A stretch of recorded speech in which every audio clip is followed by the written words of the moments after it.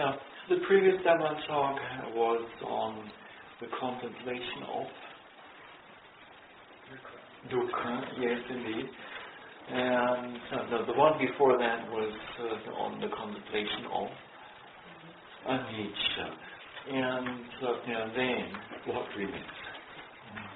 Anatta, yes indeed. So today we shall explore different aspects connected to anatta. And anatta. And in order to understand this topic properly, it's helpful to realize how often the sense of the self or ego and I and individual soul comes in. And this thing in the Pali scripture language is known as Atta. And in our normal life, we oftentimes we relate to our bodily sensations as my pain or my rising and falling, and then when it comes to feelings, we speak of my feelings, and then when it comes to seeing, hearing, smelling, tasting, touching, and thinking, then it's I am thinking, and I am having tactile expressions, and so on, and I'm seeing, and so on. And then when it comes to mental states, again the I comes in, and it's I am who's angry, and I feel sad, and my anxiety, my worry, and so on and so forth. And so we have a lot of, or in many ways, do we identify. And so we're holding on to views, and we declare them to be my views, and as different from other people's views. And so if somebody dares to attack our views, then it's tantamount to attacking ourselves.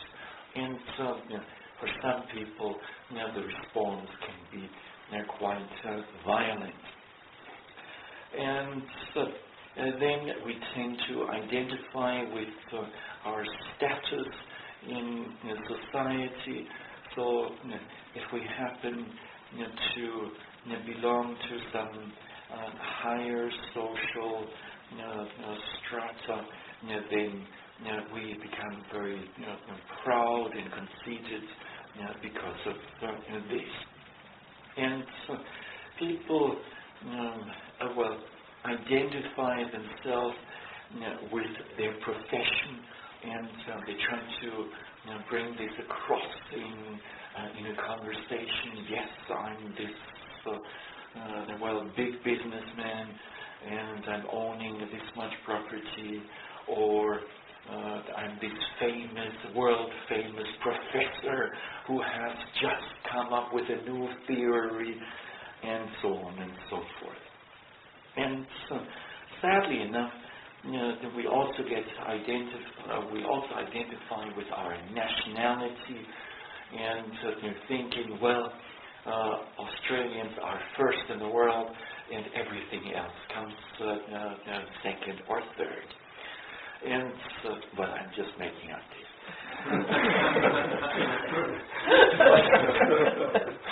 But I do know that there is quite some rivalry between the Nepalis and the Nepalese and the Indians. And so the Indians tend to look down on the Nepalis, or whoever happens to be born Indian is proud to be this, and feels superior to a poor Nepali. And so the Nepalis usually get cast as the guys who don't know what's going on. And so there's a lot of that. And then, as indicated already earlier on a little bit, we tend to identify with our possessions, so maybe with our books, or with our collection of butterflies, or with our collection of stamps, and maybe a house, and then our children, and our sailboats, and so on and so forth. Now, when in fact the sailboat will not respond, it will not say, "I am, I belong to such and such a person." The sailboat is just a sailboat, and it's just that by way of our thinking, we attribute this, or we think that this sailboat is our sailboat. And then, when death comes, can we take it along? Obviously not. So the sailboat will stay where it was before. And so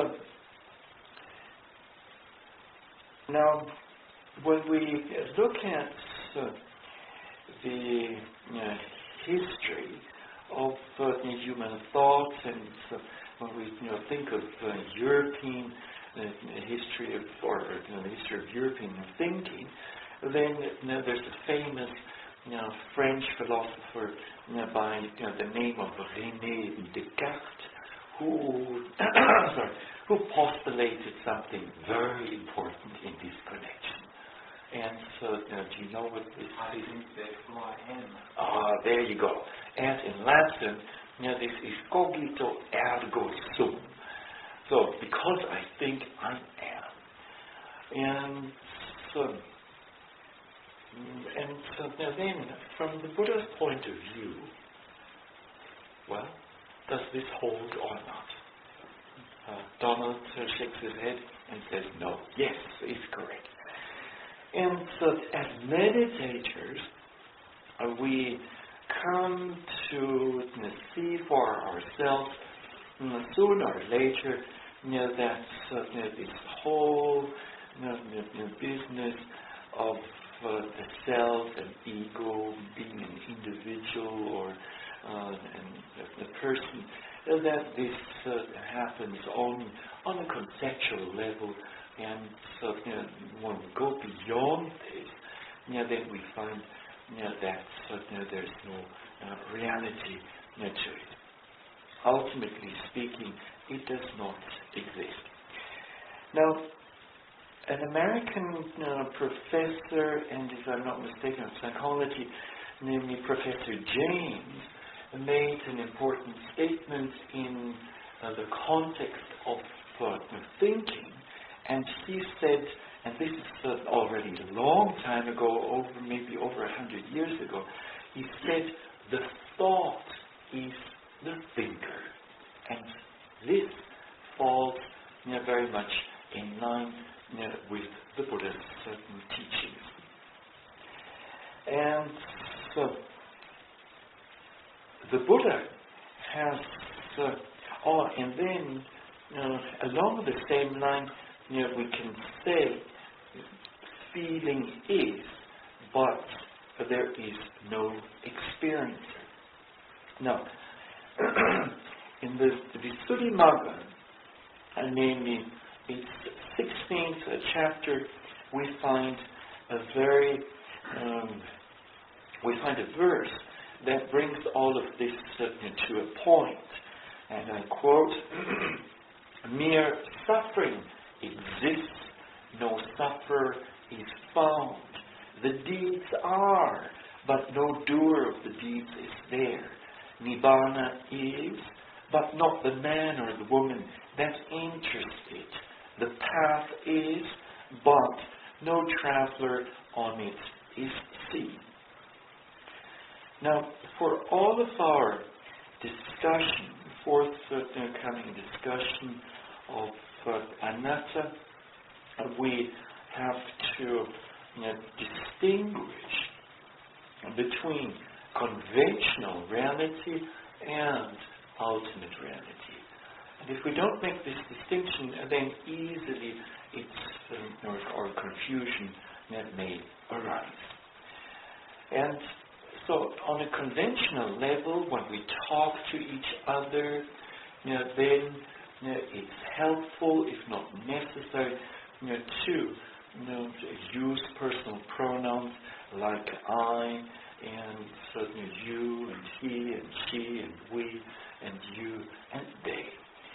And certain possessive pronouns are also helpful. However, when it comes to a discussion of Atta versus Anatta from an ultimate point of view, then the usage of personal pronouns and possessive pronouns is not that useful anymore. And the Buddha himself has made this distinction, and he made it very clear that when he uses worldly or conventional expressions, that these are just worldly designations and nothing more. It's just a way of bringing a certain meaning across.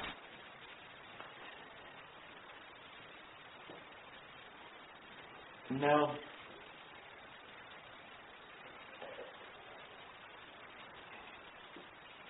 in the context of Anatta, we can take a look at the etymology of the word, and we will then understand slightly better. Now, the Pali term Anatta can be, or is a compound term, which is made up of two parts, namely na and atta, or an and atta. And na is a negative prefix, and atta is the apparent self, or person, or being, or individual, or entity.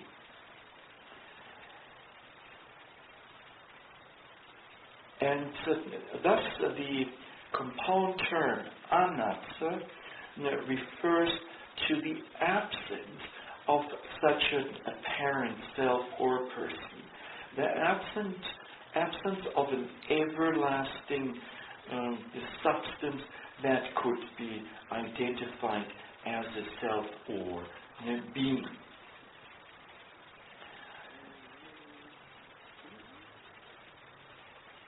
And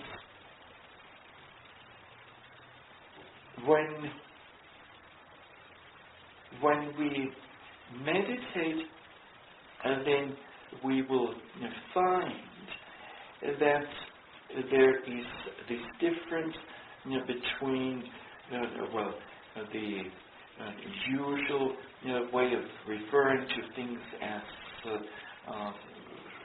my this and that, and the ultimate point of view. And the question whether a self really exists or not has been discussed in different ways over many centuries. And different people have proposed different ideas. And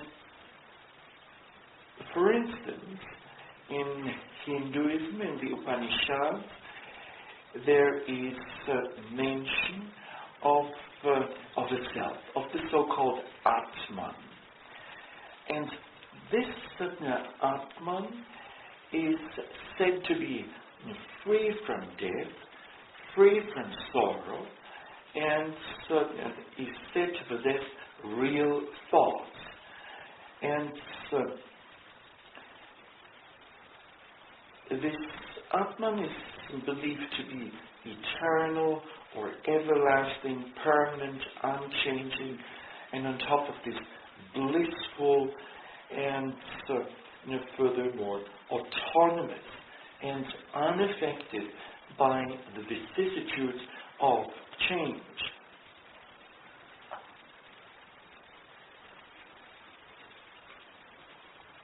Now, the Buddha went out of his way to defeat these various notions of the existence of the self. And the first way of proving such thinkers wrong is by asking people to undertake some meditation practice, and then to objectively observe what is really happening in this body and in this mind. And when one does so, just like all of you are doing, then one finds that in the end there are only physical and mental formations occurring. Or, to put it differently, we find only the primary elements at work, or we find only the five aggregates. So the aggregate of materiality, of feelings, of perceptions, mental formations, and consciousness. And when we practice for a few days, we will eventually come to the conclusion, and this is part of the first insight knowledge, that there exists no self. None of the physical formations can be taken as a self. None of the mental formations can be taken as a self. Now, the second approach the Buddha used to defeat those thinkers who propose the existence of the self is by way of cause and effect. And again, when one undertakes training in meditation, in insight meditation, then one will find that all these physical and mental formations are connected by cause and effect, which then imply, and this is without any exception whatsoever, and the implication then is that there is no room for a self to come in, for an autonomous entity to come in which is in control of things. And since everything is simply happening of certain conditions. And when we practice, we find that certain formations are all conditioned formations are subject to the universal characteristic of impermanence, anicca. And as we've seen during the Dhamma talk yesterday, whatever is anicca or impermanent is then also unsatisfactory or suffering, dukkha. And the Upanishads, as mentioned earlier on, postulate that the self is everlasting. Now, in our meditation practice, we find that this is not the case at all. And formations keep changing all the time. And there's no way of denying this. And then again, the Upanishads postulate that this Atman or soul is blissful. And we find in our meditation practice that at least at times this is not the case. And so there's plenty of physical suffering and mental suffering in this body and mind. Hence, the concept of the self, with this, or in the face of anicca and dukkha, also collapses. And the fourth way of defeating this notion of the existence of a self is by a way of an assumption. Let us assume that the self really exists and that it is the sovereign and the causer of all what we do and say and think and so on. Then we should be, and then this self should be in a position to bring about or create conditions that are acceptable. And when we look at life, then we find, even though we don't want to get sickness or we don't want to fall sick, yet we do fall sick. So we come down with a cold and or with a headache or with a stomach ache and sometimes even more severe illnesses than these. And even though we may not want to grow older, yet this is just a fact of life, and that we have to live with this. And even though we may not want to pass away, yet this is again something that we can't escape. So the I, that is the I or self, that is supposed to be all powerful, it turns out it is not. And so these four different ways did the Buddha defeat the notion of the existence of a self.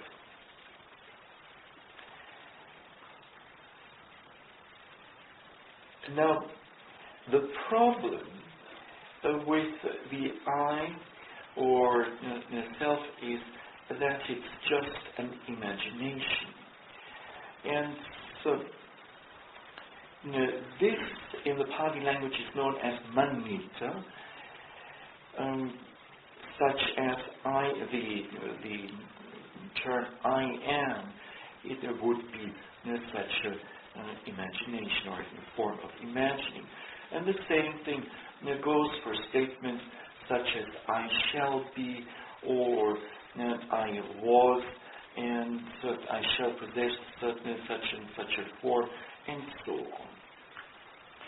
And so the Buddha very much discredited this concept of a self or an I or an ego by giving it different terms such as an agitation in citta or as a palpitation, and most commonly known as a proliferation, papancitta in Pali, or even as a form of conceit. So the term I am is a form of the mental manifestation of the mental unwholesome factor of pride, mana. And it comes to this imagining as I am through very subtle, latent tendencies of the mind, or latent defilements of the mind, such as ignorance, avijja, such as craving, tanha, and so then pride and conceit and wrong view. So it is ignorance that is not knowing the truth. If we were to know the truth, we would certainly not believe in the concept of a self. And when unpleasant experience occurs, then we crave for it, we attach to it, and certain desire for it develops. Thus,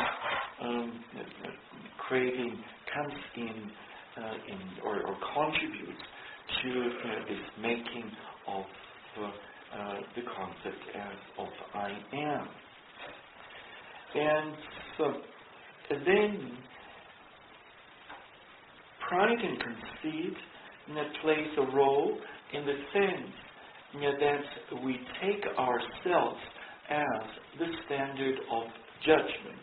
So what we think is right, and certainly we judge everything else against this. And finally, wrong view comes in the sense that we truly believe in the existence of such a self, when ultimately speaking, there is no such a thing as a self. Now, from a meditator's point of view, all there is in the case of the seeing process is just a visible data or datum, so such as the sight. And then there are the eyes, or the eye sensitivity, and so then when these two come together, then the seeing consciousness arises, and so based on this seeing contact, and so then, or when the three, namely seeing consciousness, when the three come together, the object and so, then the I and consciousness, then this is known as contact, and so, then based on this feeling arises, and so on. And all of these aspects in the seeing process happen quite naturally, and they happen without our influence, without the ego coming in. So even though, but despite of this, we refer to the seeing process oftentimes as I am seeing. And in the case of the hearing process, it's the same thing, even though this happens in a very predetermined manner, yet we refer to it as I am hearing. So with this, we already notice that the concept of a self really doesn't have that much of a foundation.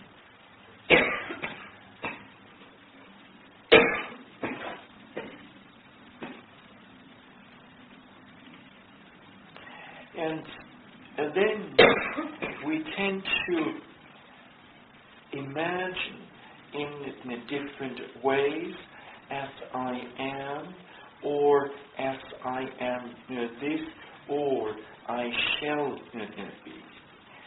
And all of these are wrongful notions.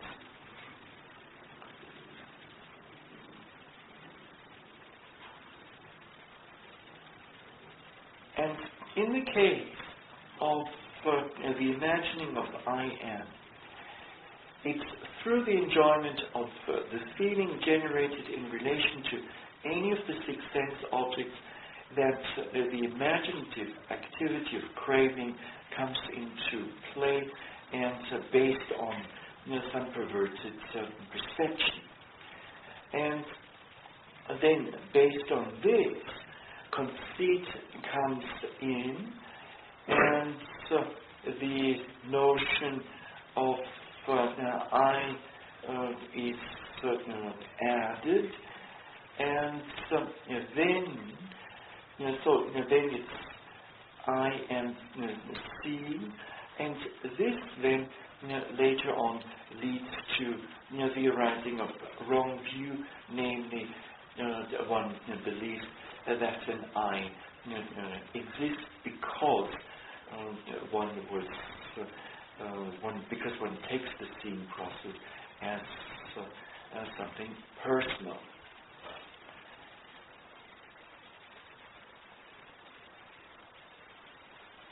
And when we meditate, then we find that formations are taking place of their own accord, whether we like it or not. And so when we meditate, we will find that physical formations like a pain arises and or because of certain conditions, and then we find that this pain is not permanent but rather impermanent. We may also then, or we will clearly see that it is suffering, and then upon closer observation will we find that it actually lacks a self. And the same thing goes for the feelings, and also for perceptions and mental formation, and then even for consciousness.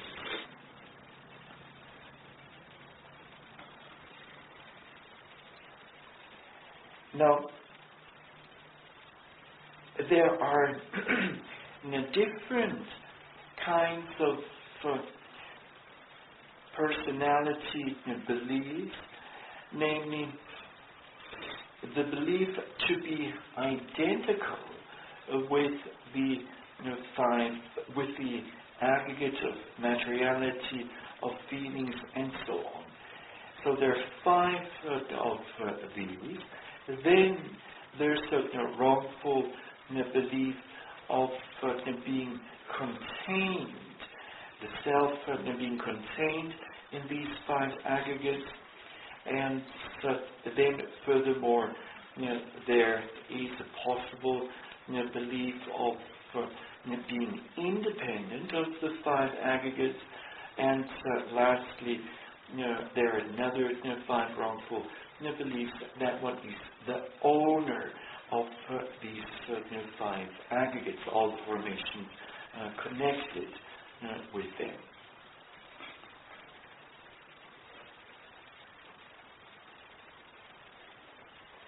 Now, during the meditation practice, we will, as usual,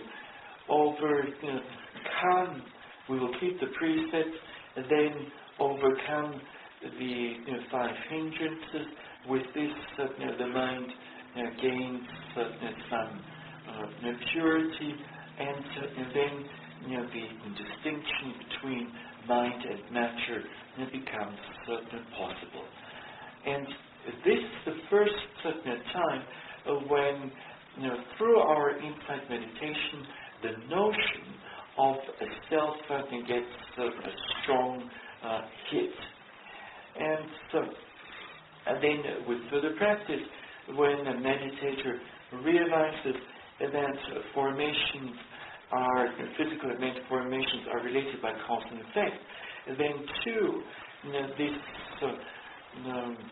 makes it clear that the self has no, or is not playing any role of a ruler, of a controlling agent. And then during the third insight knowledge, a meditator comes to experience the impermanence of formations, the unsatisfactoriness of formations, and already with these two, again, the concept of the self gets weakened. As we've seen early on, the I is believed to be impermanent, when in fact we now find that all formations under observation are impermanent. So then, what is there impermanent to identify with?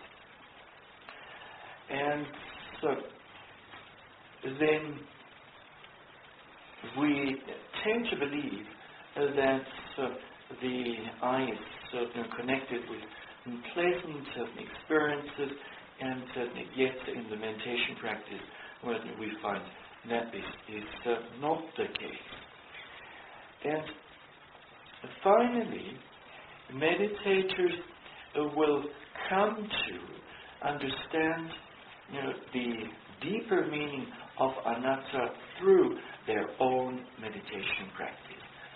And meditators then may make statements such as, well, it seems like in the walking meditation, it's happening all by itself, the foot is moving forward all by itself, and then in the sitting meditation, a meditator might say that the rising and falling is happening by itself automatically without influencing it. And then oftentimes meditators will say that mental states are not mine, and they simply come and go of their own accord.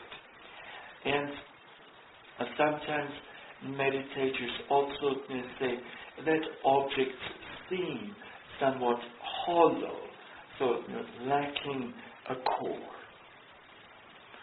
And so this then leads to the impression that there is no one at home.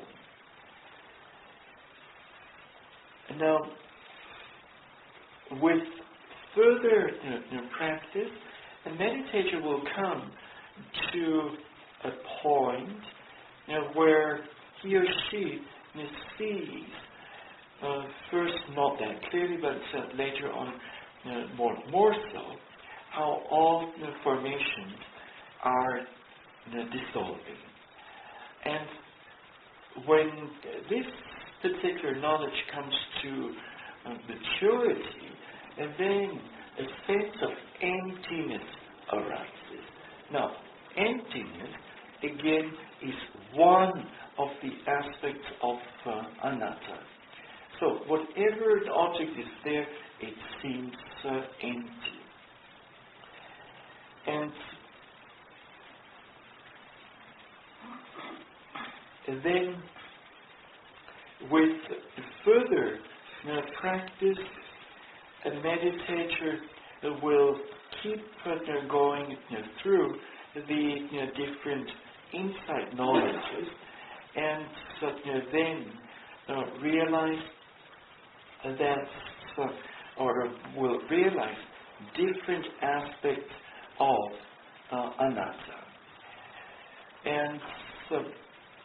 And then, just like with the other two universal characteristics, when the mind falls on the aspect of anatta with regard to some predominant object, then with this one mind, if conditions are conducive, then enter into or experience path and certain fruition knowledge, which takes nibbana as an object, and thus anatta becomes the gateway to liberation.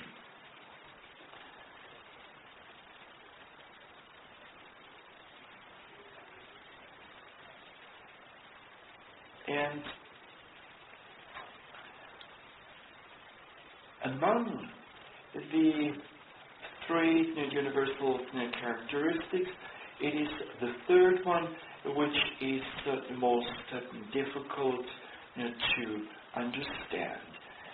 However, the more we practice, the more will it make sense. And it comes in different forms. Sometimes one realizes that there is no self, no I, and at other times the aspect of emptiness is in the foreground. And then sometimes, this corelessness of the formation also comes, or formation seem rather hollow.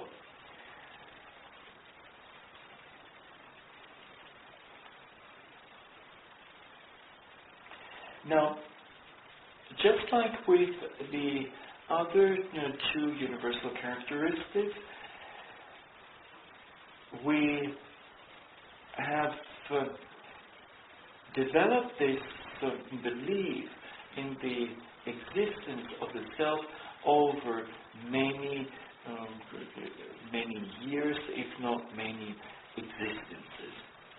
And thus, it is deeply rooted in the mind, and it takes hard work to remove it.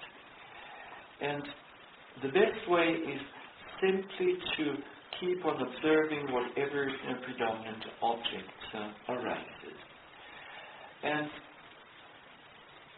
when one does not meditate, then one becomes a victim of the perversion of perception, sanya, vipalasa, and one then perceives objects as related to a self. And when one keeps doing this, then this leads to a perversion of consciousness, chitta, vipalasa, and this in turn then will also color our views. And the contemplation of anatta counters all of this. It will lead to correct perception of information, and if this happens again and again, then this will have a rectifying influence on consciousness, and this then in turn will also help to develop right views. Now, when we first discover the knowledge of discerning the mind from matter, namely Namarupa Paricheda Jnana, then we get a glimpse of the absence of a self. And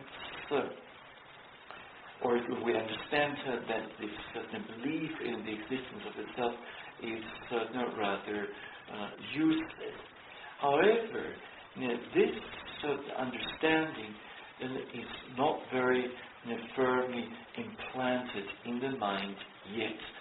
And it needs to be strengthened more and more, and only with the attainment of the first path knowledge, namely Sotapatimagga, the stream of, or the path of stream entry, that this wrongful belief in the existence of itself, Sakaya Deity, will be uprooted from the mind once and forever.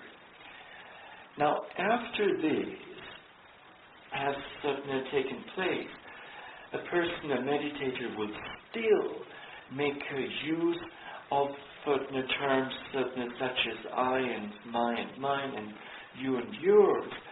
However, the person will know that these are just conventional expressions and that there is no deeper meaning behind them.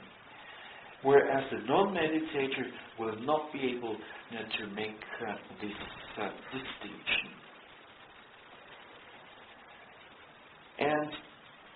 when we undertake this practice, or when we undertake this contemplation of anatta, then more and more the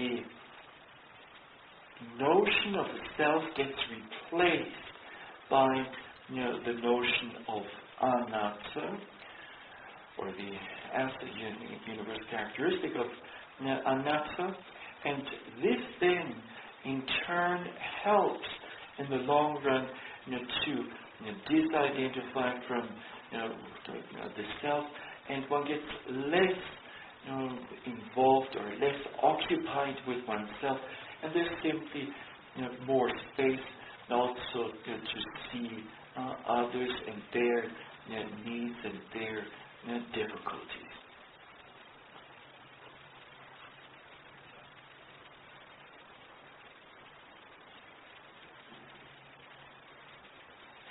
Now, the Venerable Sayādaw Pandita, who's been practiced for a long time,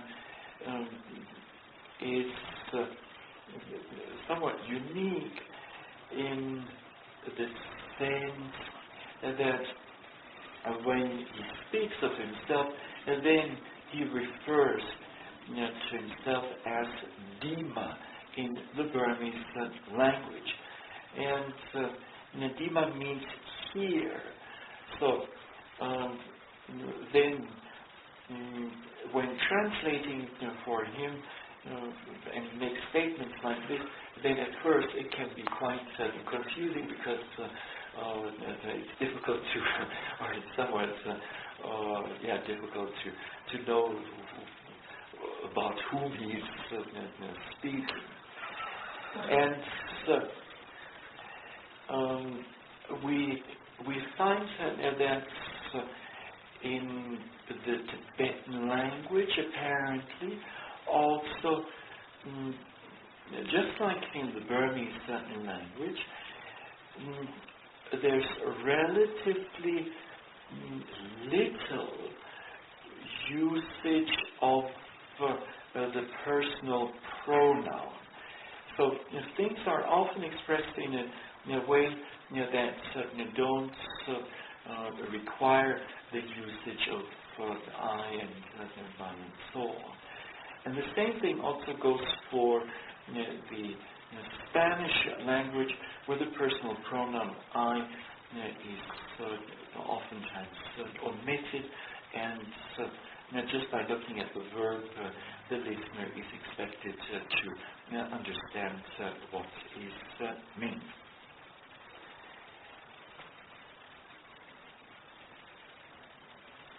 So this is about all for now on the anatta, and